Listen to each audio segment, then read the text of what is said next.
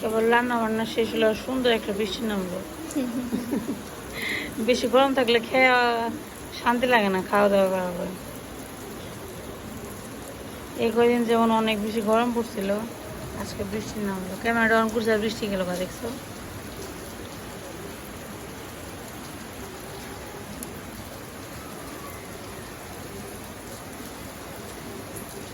খাবারের সাথে আজকের আবহাওয়াটা একদম উপযুক্ত। হঠাৎ করেই মেঘনা চাইতেই জল, কথাটা যে কতটা সত্যি সেটা আজকে বুঝলাম। হঠাৎ করে দেখলাম বৃষ্টি আসলো।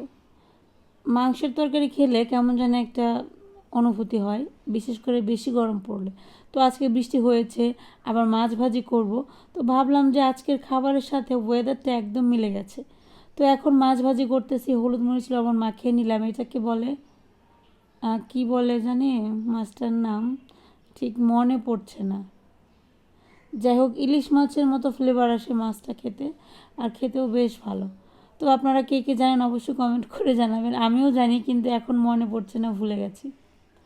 তো এখন সুন্দর করে অল্প অল্প করে মাছগুলো ভেজে নেব। একসাথে বেশি দিলে আবার কড়াইতে লেগে যাবে।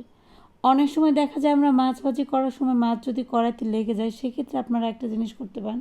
সেটা হচ্ছে যে গ্যাসটা বন্ধ করে 5 মিনিট রেখে দেবেন। তাহলে একটু পর দেখবেন মাছটা কড়াই থেকে ছেড়ে দেবে, মানে আটকা পড়লেও সেটা ছুটে যাবে।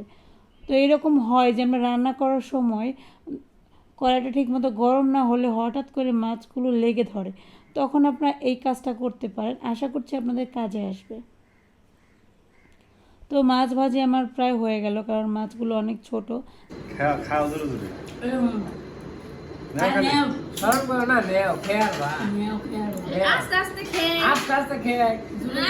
আরে প্লেটে নিও নাকি